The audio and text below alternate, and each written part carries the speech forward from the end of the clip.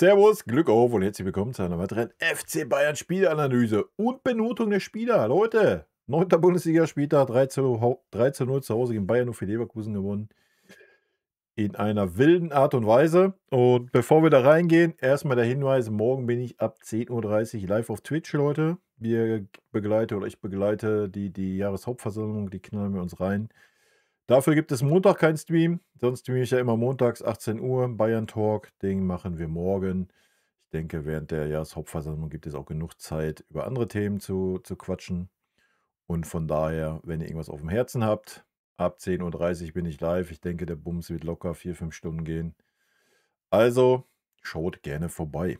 Ansonsten der Hinweis, bevor wir loslegen, wenn euch gefällt, was ihr hier seht, abonniert gerne den Kanal. Damit unterstützt ihr einfach das, was ich hier so tue. Ja, und damit gehen wir rein. Ich habe es ja in meinem Taktikfuchs gesagt. Ich denke, wir werden 1, 2 Spieler rotieren, dass dann so viel rotiert wurde. Hut ab, wirklich Hut ab, dass man das endlich mal umgesetzt hat. Es wäre schön, wenn man dann jetzt noch anfangen würde, jetzt nicht in dem Spiel, aber in den sonstigen Spielen, dann auch mal eher zu wechseln. Ja, weil heute die Arrivierten, nenne ich es mal, hat man dann auch in der 55. eingewechselt oder was? Irgendwie sowas um den Dreh, ne? Lass mich mal luschern. 59. Ja. Wäre halt schön, wenn man das auch mal tut, wenn die auf dem Platz sind und die mal eher rausnimmt. Ansonsten, ja, ich denke, die Art und Weise, der eine oder andere hat ja ein bisschen geunkt, wo er die Aufstellung gesehen hat, aber ich denke, da wir auch schon oft die Diskussion hatten, man hat heute gesehen, dass der Einzelne jetzt nicht so super wichtig ist. Natürlich ist das eine andere Qualität, wenn da ein Harry Kane steht, ein Michael Olise, ein Luis Diaz. Natürlich, ja, brauchen wir nicht drüber reden. Aber wir haben gesehen, dass ja, jeder die Abläufe kennt und am Ende hat auch die Qualität gereicht, die auf dem Platz war. Und wenn man, ja, ich weiß, jetzt kommen wieder alle, oh ja, die Leverkusener waren ja so schlecht. Nee, ja, wir waren einfach so stark. So, das muss man mal ganz klar sagen. Leverkusen wird sich mit Sicherheit was anderes vorgenommen haben. Aber wir haben Leverkusen ja gar keine Luft gegeben zu atmen. Ja, wir haben ja Ballbesitz, Ballbesitz, Ballbesitz erste Halbzeit gehabt. Balleroberung, zack, zack, zack. Wir sind erste Halbzeit 5 Kilometer mehr gelaufen wie Leverkusen, ja. Und das, obwohl wir fast nur in der Leverkusener Hälfte waren. So, das sagt schon viel aus, ja. Wir waren von Minute 1 an da, obwohl es eine wilde Aufstellung war, obwohl ja, so ein Jackson so 20 Minuten brauchte, ja, bis er in diesem Spiel angekommen ist. Spätestens nach seinem Tor war er sehr, sehr gut drinne auch im Spiel. Vorher hat er sich ein bisschen schwer getan, war wenig eingebunden. Kommen wir gleich in der Spielerbenotung zu. Aber wir haben ja gar keine Zweifel aufkommen lassen bei diesem Spiel.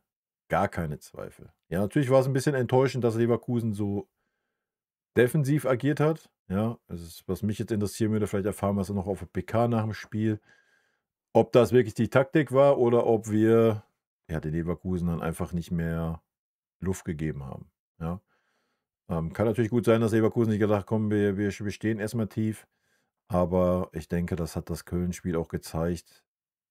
Wenn sich ein Gegner hinten reinstellt, ja, sorry, dann kriegen wir keine Probleme. Ja, wir haben das mit dem Umschalten viel, viel besser im Griff, wie letztes Jahr, wenn Gegner schnell versucht umzuschalten, kontermäßig. Das haben wir die Saison schon gezeigt.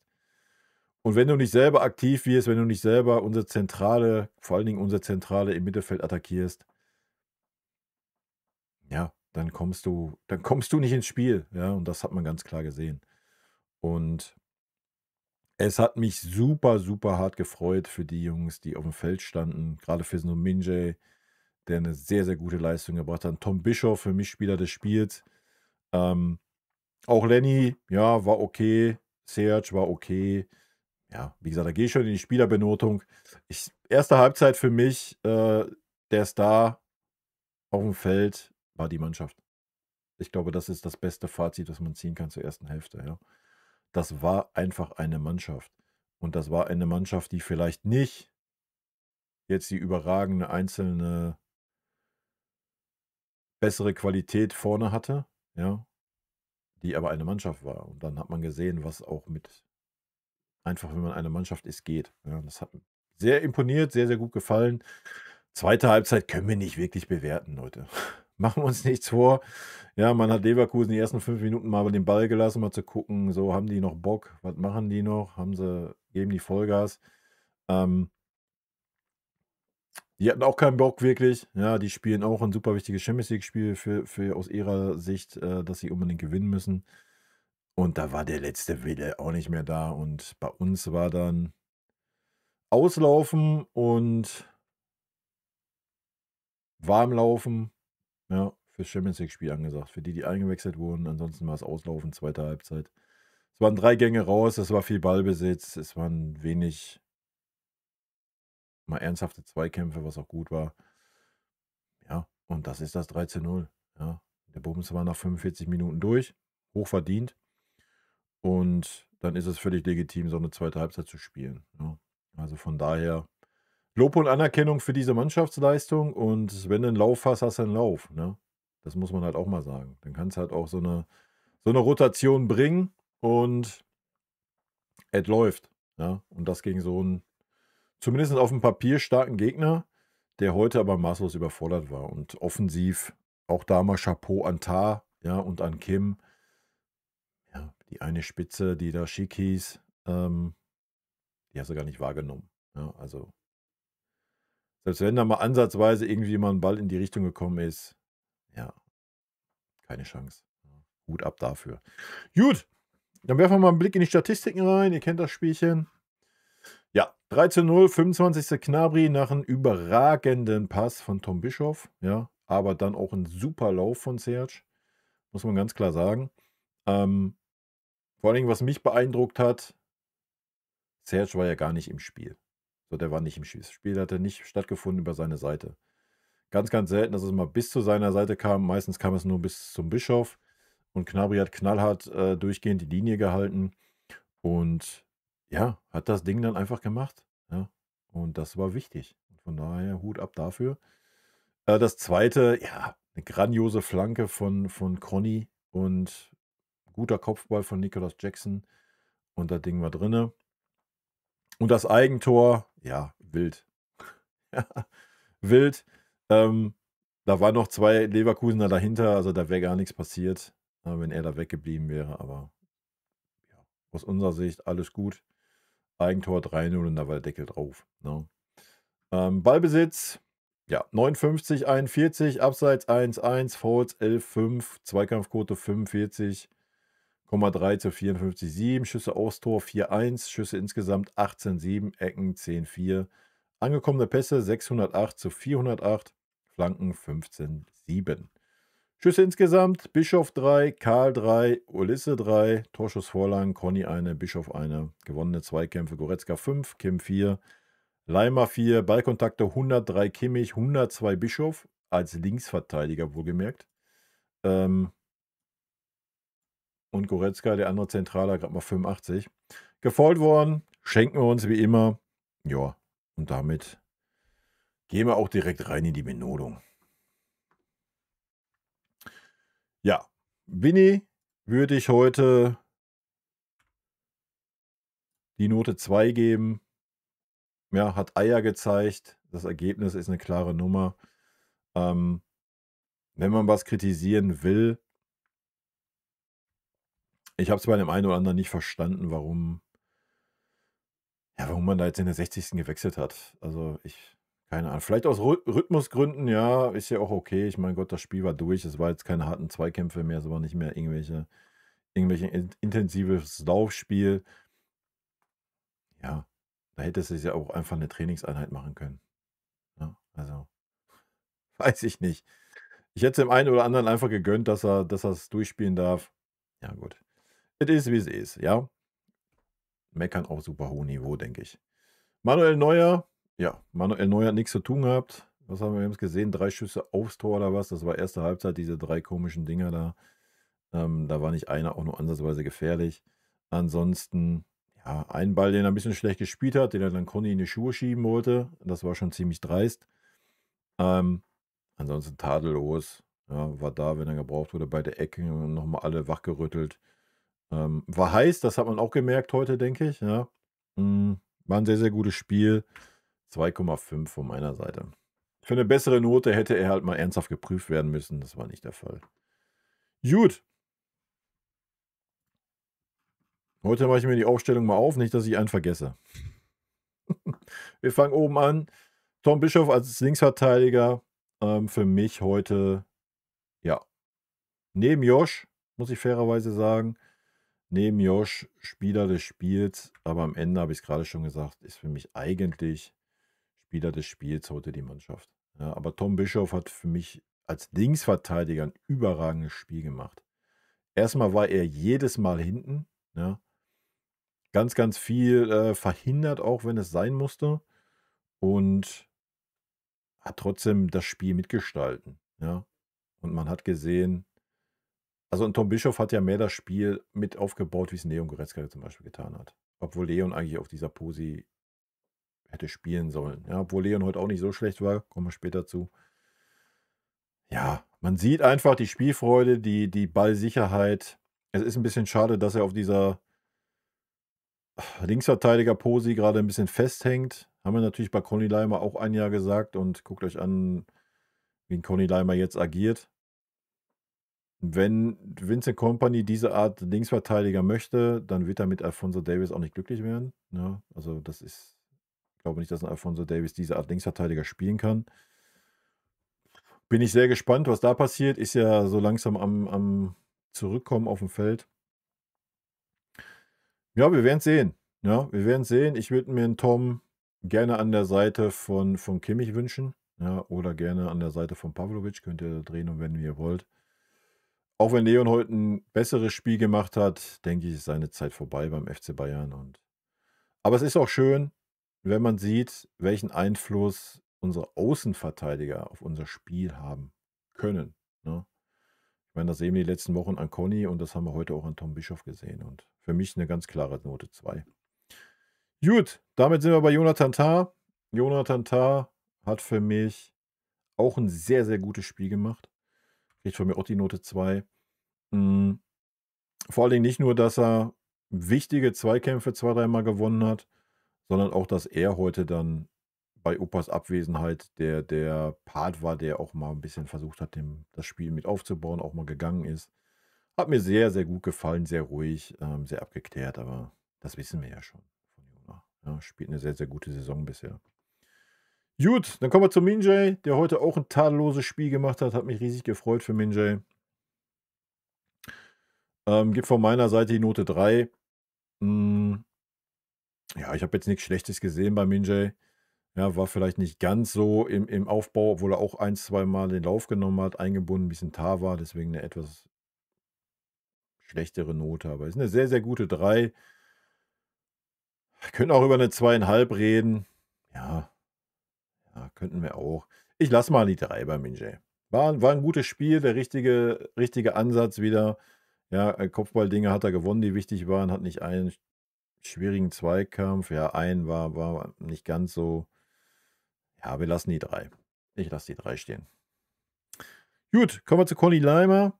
Conny Leimer, ja, die Flanke, bärenstark. Ansonsten hat Conny Leimer Sachen gemacht. Sah heute zweimal hinten nicht gut aus.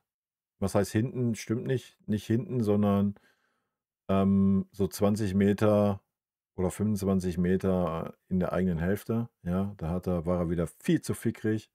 Ist draufgeprescht wie so ein Idiot und der Außenbahnspieler einfach den Ball an der Seite gelegt und dran vorbeigegangen. Ja, das war nicht gut. Einmal hat das selber ausgebügelt. Das war dann wiederum sehr stark. Ne? Aber ja, das hatte er eigentlich schon abgestellt. Da war er heute ein bisschen fickrig wieder. Ansonsten habe ich schon gesagt, ähnlich wie Bischof hat er auch versucht, das Spiel mitzugestalten. Gerade erste Halbzeit, wo Lenny auf dem Feld war Conny immer vor oder hinter ihm, immer anspielbereit. Hat mir sehr, sehr gut gefallen. Ja, bedingt durch diese beiden Sachen, die ich gerade gesagt habe, sehe ich einen Conny heute bei einer 2,5. Keiner glatten 2. Auch wenn er den einen selber ausgebügelt hat. Ich glaube, den anderen hat, ich weiß nicht, was Tar oder Min-Jae. Ja. Kann er sich nicht beschweren, denke ich mal. Leon hat wieder ein bisschen gebraucht. Ja, so eine Viertelstunde, dann war er auf jeden Fall besser im Spiel. Hat mich heute ein bisschen positiv überrascht, gerade so vorne in den Räumen, weil Leverkusen ja schon sehr tief stand und dass er da schon ein bisschen was versucht hat und es auch nicht so schlecht war, ja. Die Kopfballchance, ja, kann man natürlich besser machen eventuell, aber kein Vorwurf. Ansonsten war es auf jeden Fall für seine Spielanlage, die er eigentlich hat, war's völlig okay, was er da vorne versucht hat, ja. Weil das ist einfach nicht seine Spielart und dafür war es wirklich sehr, sehr gut heute, muss ich sagen. Nach hinten hin, ja, Kimmich war eigentlich der defensivere Part heute über weite Strecken. Ähm, ja, Leon ist halt immer Licht und Schatten, ja. So, das ist einfach so. Wenn man sich den einen oder anderen defensiven Zweikampf anschaut, ein oder andere Mal Pressingversuch und ein oder andere Mal 'n Spielaufbau. Er macht viele Sachen sehr, sehr gut, aber dann auch wieder viele Sachen, wo du denkst: „Alter, wild“, ne? Von daher Note 3 meiner Seite.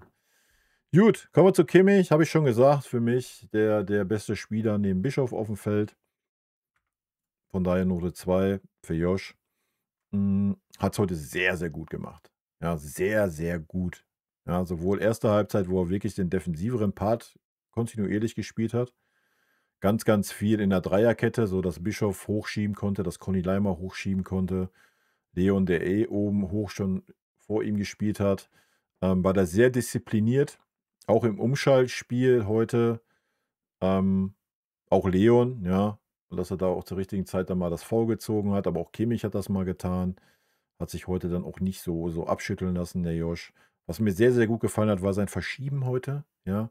Wenn auf der linken Seite gerade Serge ist jetzt nicht so der harte mit nach hinten Arbeiter, wie es 'n bisschen Luis Diaz ist zum Beispiel. Fairerweise war Leverkusen aber auch nicht wirklich offensiv in der ersten Halbzeit, dass der Serge da hätte machen müssen. Ähm, Kimmich hat sehr, sehr gut verschoben, ja. Immer mal wieder auf die rechte Seite, auf die linke Seite defensiv, wo jemand gefehlt hat, hat er sehr, sehr gut verschoben. Die Mitte war auch weitestgehend heute dicht, ein zweimal, weil Guerrero nicht ganz so stark mit nach hinten gearbeitet hat, der heute auch übrigens sehr, sehr gut war. Und 'n Leo nicht so auf der Posi war, aber das war super selten, ja. Das war heute von Josh auf jeden Fall sehr, sehr gut. Hat dann das Spiel auch versucht aufzubauen, hat aber auch immer wieder, die Räume gelassen für 'n Leon, für wie gesagt, für 'n Bischof, für 'n Conny Leimer, ja. War sehr, sehr viel unterwegs auf dem Platz. Neben Guerrero, glaube ich, der Spieler mit den meisten Kilometern. War sehr, sehr gut heute von Josh von meiner Seite aus gesehen. Gut, damit gehen wir eine Reihe nach vorne und da fangen wir mit Serge an. Ja, habe ich schon eingangs gesagt. Serge war heute blass, bedingt aber auch dadurch, dass wir nicht über seine Seite gespielt haben. Super wenig, ja. Wir haben viel, viel mehr über die rechte Seite gespielt, sodass er nicht so im Spiel war und dass er dann dieses Tor macht, ja, Hut ab, hat da meinen vollen Respekt für. Natürlich 'n Traumpass von Tim Bischof, aber den Laufweg, den er macht, muss er halt auch erst mal machen.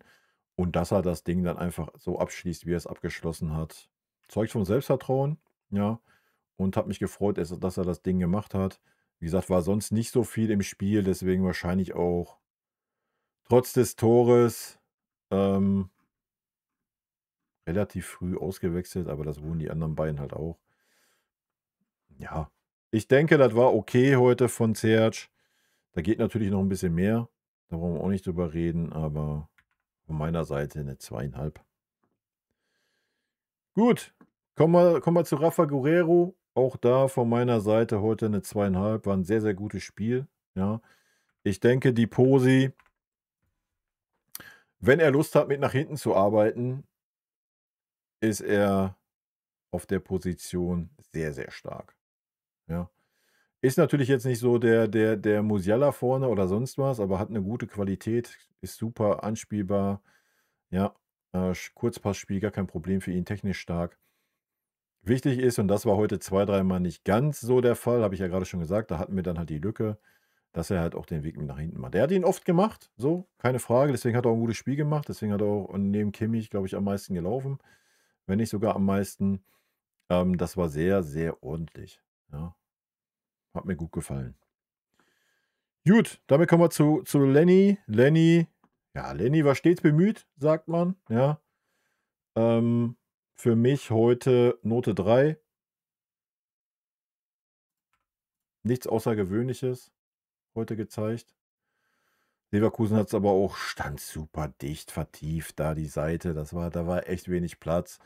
Hat keine großen Spirenzchen gemacht, hat ein gutes, souveränes Spiel gemacht, immer wieder versucht, was zu machen, viele Bälle gespielt, gut mit eingebunden, wenn mal ein Ballverlust war, auch versucht, nach hinten zu gehen. Hat natürlich körperlich gegen den einen oder anderen bei Leverkusen ein bisschen alt ausgesehen, muss man fairerweise sagen. Hat aber trotzdem hinterher, hat gestört. Das war sehr gut. Aber wie gesagt, so der letzte Funken heute in der Offensive hat so ein bisschen gefehlt. Kein Vorwurf, ja. Das ist ein junger Jaust. Das war wieder ein Spiel, glaube ich, was auch wichtig war für ihn, auf diesem Niveau da mal an solche Leute anzulaufen. Das war schon okay. Und ja, von meiner Seite Note 3. Kommen wir zu Jackson. Ja, Jackson nehme ich, ja, ist natürlich ein bisschen schwierig, wenn ich sage, so, Bischof und Kimmich für mich heute die beiden besten Spieler und dann habe ich mit Tah noch einen Zweier. Immer so eine kleine Abstufung, ja. Genauso jetzt bei Jackson. Jackson war für mich heute auch eine 2,5. Ja, wenn wir das jetzt mit Gnabry vergleichen, er war natürlich viel mehr im Spiel. Ja, muss man mal ganz klar sagen. Ähnlich wie Goretzka, so die ersten 15 Minuten, 20 Minuten, hat er sich ein bisschen schwer getan, ja, kam dann aber immer besser rein, hatte aber auch in der Phase schon, was mir sehr gut gefallen hat, super viel bewegt, ja. Immer wieder versucht, 'n Innenverteidiger mit rauszunehmen, Innenverteidiger wegzunehmen. Ganz viele Laufwege, die einfach völlig umsonst waren, ja, was man vielleicht so gar nicht auf dem Schirm hat, wenn man da nicht drauf achtet. War super viel in Bewegung da vorne. Ähm, Das muss man mal hervorheben, aber man hatte immer so ein bisschen das Gefühl, das heißt so ein bisschen, ich glaube, er hatte bis zum Tor 5 Ballkontakte. Also, er war super wenig eingebunden in dieses Spiel, ja. Aber nochmal, hat ganz viele Laufwege gemacht, war daher schon auffällig und nach seinem Tor, ja, super selbstbewusst, war auch dann viel mehr eingebunden, ja, 1, 2 Bälle super abgelegt. Auch das zweite Tor, was klar abseits war, aber wie abgewichst er den dann einfach auch reinmacht, ja. So, da siehst du schon die Qualität und ich habe es immer gesagt, ähm, der Jackson wird uns noch Freude machen. Ja, der braucht einfach noch ein bisschen Zeit. Das hat man auch gesehen heute. Ja, aber er hat heute sein Tor gemacht. Das gibt ihm wieder ein bisschen mehr Selbstvertrauen, führt ihn wieder ein bisschen ran. Ich denke, man sieht auch, dass er noch ein bisschen integriert werden muss in dieses Team, ja. Aber ja, ist auf einem sehr guten Weg, würde ich behaupten. Gut, damit kommen wir noch zu den Einwechselspielern, zumindest die 3. Die anderen beiden schenke ich mir, was die Benotung angeht. Da können wir es aber auch relativ kurz machen, wenn wir ehrlich sind. Luis Diaz, ja, hat Luis Diaz Sachen im Schongang gemacht, 1, 2 Mal angezogen. Ansonsten, denke ich mal, hat man gesehen, das hieß heute einfach ein bisschen anschwitzen für die 3 Stars, die eingewechselt wurden. Und damit war auch gut. Ja, das Spiel war durch. Dasselbe gilt für Michael Olise. Ja, ja, haben auch mal die Seiten getauscht, noch mal ein bisschen. Aber ich denke, man hat gesehen, das war anschwitzen und gut ist. Ja, dasselbe gilt für Heavy. Ja, auch wenn Heavy noch mal 1, 2 Aktionen so im Spielaufbau hatte, aber jetzt wirklich so die letzten Prozente da, die waren nicht da. Ja, von daher von mir für alle 3 die 3. Ganz einfache Kiste, ja. Das war ordentlich, das war aber auch nichts Weltbewegendes mehr. Das Spiel war aber auch gelaufen, wo die eingewechselt wurden. Ähm, ja, für die einen war's anschwitzen, für die anderen auslaufen und damit war der Bums durch. Gut, wie gesagt, von meiner Seite, ich hätte mir schon gewünscht, dass man den Jackson da mal die 90 Minuten gibt, ja. Ich verstehe natürlich, dass man den einen oder anderen vielleicht noch mal 'n bisschen, weiß ich nicht, aber auch 'n Olise hättest du heute mal draußen lassen können, hättest auch mal 'n Lennart Kali 90 Minuten geben können, meiner Meinung nach. Äh, Serge, ja, gehe ich mit, den musst du immer 'n bisschen behutsam aufbauen. Mehr wie eine Halbzeit würde ich da auch nicht unbedingt immer riskieren bei ihm. Ja, ist halt so. Gut, kommen wir noch zu den anderen beiden. Sascha Boey, der es auch ordentlich gemacht hat, ja, bekommt natürlich keine Note mehr bei dieser kurzen Spielzeit, aber war direkt da, hatte auch noch mal Bock, Ja, war einer, der sich da wenigstens noch mal ein bisschen zeigen wollte. Das hat man gemerkt, das war ordentlich. Und zu guter Letzt Pavlo. Ja, auch Pavlo hat sich noch mal gezeigt, hat Spielfreude ausgestrahlt, wie jeder Spieler auf dem Feld. Jeder Spieler, die gesamte Mannschaft hat einfach Freude und das sieht man. Ja, Spielfreude, einer arbeitet für den anderen. Da gibt es kein Rumgemecker, außer Manuel Neuer, der einen schlechten Ball auf den Conny Leimer gespielt hat und sich dann beim Conny beschwert, was ihm einfällt, dass er nicht da steht, wo Manuel Neuer den Ball hingespielt hat. Aber ansonsten war da gar nichts, ja. Und das ist das Schöne im Moment an dieser Mannschaft. Und deswegen, ja, läuft das auch, wenn du dann mal vorne deine Stars vielleicht mal schonst, ne? So, von daher, hier, jetzt habe ich ja Cappy auf, kann ich ja sagen, Hut ab, ne, an Vinny. Ich würde mir wünschen, dass er das öfter macht, einfach öfter ein bisschen rotiert. Aber ich fand es sehr, sehr gut, dass er die Eier jetzt hatte vor dem Paris-Spiel. Ja, das ist nämlich das Thema, was uns letzte Saison gegen Inter Mailand, glaube ich, das Ausscheiden beschert hat, dass man sich da nicht die Eier hatte, gegen Dortmund zu sagen: „Komm, wir bringen jetzt mal die, in Anführungsstrichen, zweite Garde.“ Wobei man sagen muss, dass die zweite Garde da letzte Saison aber auch nie wirklich eingebunden war in diese Mannschaft. Ja, das ist diese Saison natürlich viel, viel, viel, viel besser. Und du hast natürlich auch Spieler, die sich zeigen wollen. Ja, so 'n Lennart Kahl will, so 'n Tom Bischof will, ja, die kannst du rein, die wollen einfach, ja? So, und die sind nicht bockig, weil sie, die letzten 2, 3 Spiele nicht gespielt haben. Ja, das ist der Unterschied zur letzten Saison. Die wollen alle, die da reinkommen. Auch so 'n Serge Gnabry, so 'n Jackson, ja. Ja, das ist es. Das ist der Schlüssel. Gut, jetzt haben wir Paris vor der Brust, am Dienstag. Ich bin sehr gespannt. Das wird der erste Gradmesser sein. Dann ist, noch Union und dann ist ja erst mal Länderspielpause und dann ist der große Aufhänger Arsenal, ne? Was haben wir da in der Bundesliga vorher? Zu Hause gegen Freiburg. Ja gut, ja, bei allem Respekt für Freiburg, das musst du halt gewinnen. Das ist 'n Heimspiel, da wollen wir nicht drüber diskutieren. Und dann spielen wir bei Arsenal. Das ist von der Form her ist Arsenal gerade noch 'n Tacken besser drauf wie Paris. Von daher werden das 2 sehr, sehr interessante Spiele. Und das ist unser Gradmesser, ja. Wir haben gerade die Form, um diese Spiele sehr, sehr positiv zu gestalten, auch wenn sie auswärts sind. Das muss man ganz klar sagen. Ist natürlich jetzt noch nicht super wichtig. Super wichtig ist es nächstes Jahr, ja, wenn es in die heiße Phase geht, wenn es in den Mai geht. So, dann wird's interessant, aber ist natürlich jetzt dann schön zu sehen, ne? Ist halt 'n schöner Gradmesser, um mal zu sehen, ja, wo steht diese Mannschaft? Was kann diese Mannschaft leisten? Ja, und dann können wir sie an diesem Gradmesser dann auch messen, wenn es in die wichtige Phase geht. Jo. Gut, Leute, wie gesagt, morgen ab 10:30 live auf Twitch begleite ich die Jahreshauptversammlung und wir quatschen ein bisschen über den FC Bayern. Schaut gern vorbei. Ihr könnt im Laufe des Tages vorbeischauen. Ich denke, wie gesagt, der Bums wird 4, 5 Stunden gehen.